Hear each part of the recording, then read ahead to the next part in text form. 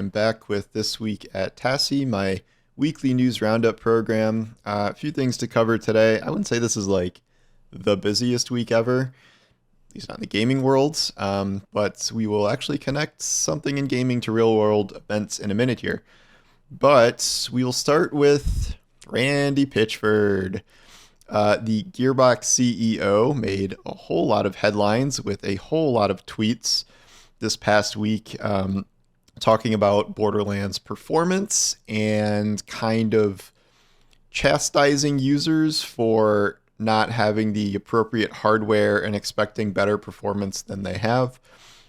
This is, of course, completely contrary to what's actually going on, and I don't know how to say it other than gaslighting, because there are problems on console, which, you know, you got a PS5 Pro, you're expecting it to run the game right, and you can't really change that hardware. And then, of course, like people that have 5080s and stuff, talking to Randy about this, and he ended up going through like personal tech support of like, use 4x frame generation and turn volumetric fog off, and like specifically going through all these things for these different people. And the point is like none of this should be happening on hardware like that. And even if this is Unreal 5 and like a Borderlands open world, the game is really, really significantly marred by performance issues, even though the game itself is very good. Randy is just doing Randy, just talking and talking and talking, and kind of offending gamers who don't, you know, are not able to look past Randy being Randy, and him just saying like the dumbest stuff about, you know, either why you should have bad performance, like if your hardware isn't right, and then the things you need to do to fix it. I unsurprisingly extracted a response from Randy with one of my tweets I made, and he's like, "Oh, you got me. Like, you can't turn volumetric fog off. You can only turn it to low. Like, you know, I guess it's just fun to make fun of me about that." I'm like, multiple times you told people that one of the biggest fixes to this is turning volumetric fog off, which you literally cannot do in the game. It is not an option, making you wonder if he's actually played with these settings or he's just talking about them.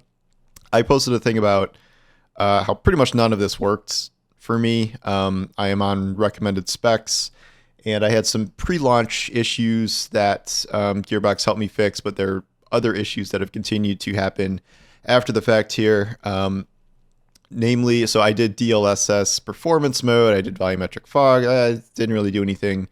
The main thing that did help me, I wrote an article about this, is changing your shader cache size, where you go into the NVIDIA control panel and then go to 3D settings. I wrote an article about this, I'll post it.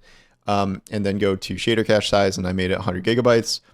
Very much helped. Easily the thing that helped me the most so far. Gearbox did roll out a patch yesterday that was solely focused on performance issues. There weren't any balance buffs or nerfs or anything in that. It was just make your game run better. Mine seems about the same, and I'm still getting some crashes.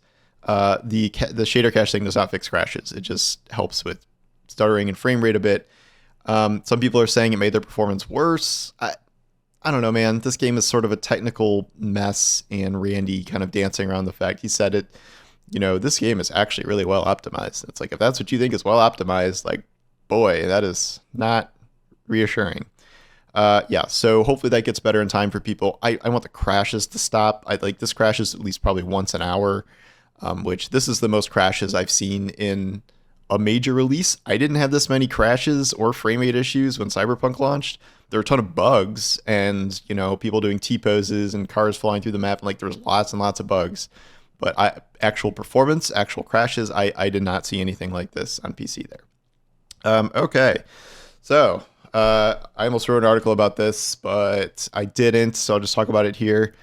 In the wake of the Charlie Kirk shooting, the assassination that you almost certainly all know about right now, they found this kid who did it named Tyler Robinson, and it's just a very strange situation where, you know, everyone's very confused about this. And one thing that was learned pretty quickly was that not only is he a gamer, but on some of the bullets he engraved a couple of things. One is like a song from, I forget what game it is, or like it's used in a game or it's used in a meme or something. But the other one that was the most prevalent was a Helldivers command.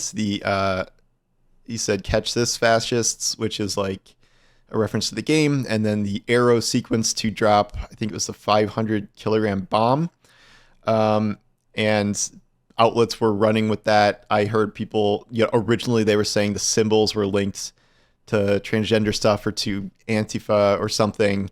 Later, even the gamer people were like, "Oh wow, he put the Konami code on this." I'm like, that is definitely not the Konami code. It was definitely a Helldivers thing.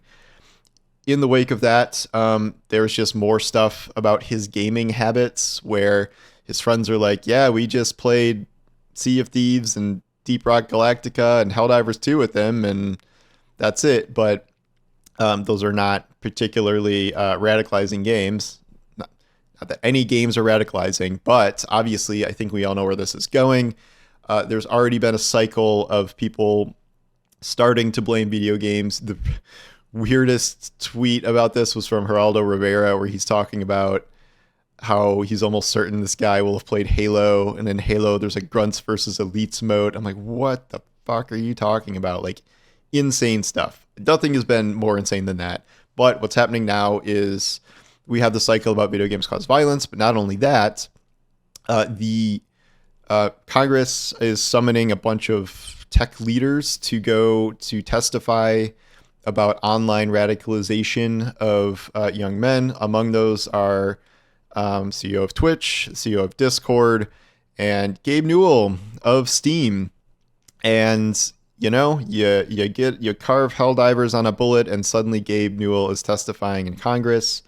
And then Discord, like everybody under the age of 30 probably uses Discord at this point. And then noticeably absent are people from Facebook and Twitter, because those never radicalize anyone. So video games have been sucked into this. I don't think it's going to end up being that big of a deal in the end, and like they're going to make a bunch of video game laws. I mean, if any administration might, it's this one, but I think the whole thing is mostly focused on the politics of it and like what politics this kid had and whatever. And like the gaming thing is kind of tertiary, but yeah, we're living in crazy times if assassins are engraving Helldivers commands in bullets. So yeah, weird gaming connection there. Moving back to less intense things, we have the fact that Destiny issued what can only be described as apology Eververse Armor in the wake of players discovering that a Eververse set from last season was originally drawn as an Iron Banner set, and then that was canceled and moved into the Eververse store. What happened then was Bungie didn't really address that, but they said, like, yes, we agree that our earned rewards don't match our, paid cosmetics. And so we're giving you this future Eververse set. It's like a King Royalty Majesty set or something is the new Iron Banner armor, rather than they were going to give us a reskin of, I think, year one Iron Banner armor for like the second or third time. And then in Ash and Iron, at least 2 other armor sets have been reissued as like the quote-unquote new armor. Meanwhile, there were going to be 5 paid sets across Eververse and the Battle Pass. And things are getting crazy in terms of how much stuff they're jamming into the store, and at least you're crawling one of these back. This happened a long time ago when Prophecy did not have its own dungeon set, so they took the Jade Rabbit, or was it Dido? Dido set out of Eververse and put it in that instead. You just don't see this very often, but I think if people hadn't found that Iron Banner thing, this wouldn't have happened, but here we are. I don't know. They've dropped a bunch of portal buffs. They're dropping more portal buffs. I don't even know at this point what portal buffs they could put in to like make me go back to the power grind at this point. And like, yeah, some of this is me being occupied with Borderlands 4, but it's hard, man. It's hard to say like what they could actually do at this point. You could, give me +5 power every drop, and I still don't know if I do it, because like the power climb itself is just not that interesting. They did not, tier 5s are somewhat motivating, but only to a point. There's Iron Banner this week, which has exactly 1 Iron Banner weapon in it, and things that are reprised from Arms Week. And then there's like a different Iron Banner version of those from Arms Week. It's very strange, and Iron Banner was clearly neglected when they said they had delayed it to make improvements to it. So, sure. The last two of these are a little more off the beaten path. There are some leaks that Fortnite is racing to do a KPop Demon Hunters crossover, which I don't know if I've ever seen this before. Collabs usually take a good amount of time to set up in terms of, promotional cycles. Fortnite's like a big kind of ad now where sometimes you'll just bring in stuff from the past and, you have Ripley skins from Alien and whatever like that. But if you're doing it like you align releases with like the release of a game or the release of a movie, and then whatever your skin is comes out then.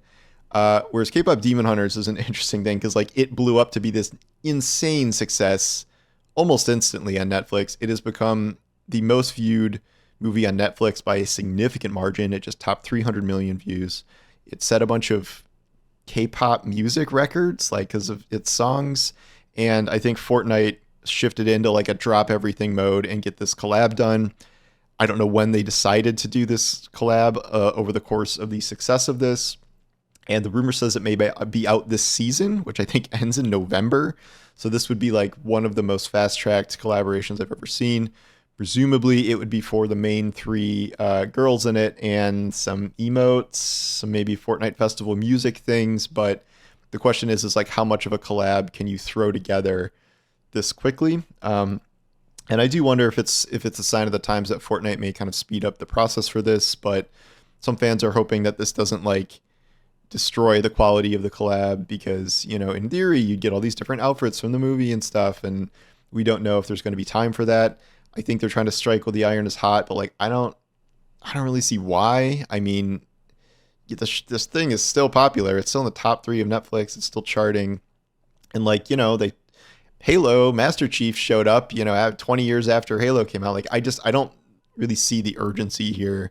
Maybe that Epic does, but maybe they think they're going to maximize money if they can get it out quickly. It's just, we really don't see this. I don't care who you are, watch K-pop Demon Hunters. It is awesome. Okay. Last thing is a story that I missed this week. I didn't even know this was a thing, but there is a insider report that the upcoming Black Flag remake is deleting all of the present day Assassin's Creed storylines. And that is, of course, when you are outside of the Animus and you're walking around and talking to people about stuff. And like sometimes there's some platforming. I think at least a couple of times there was combat.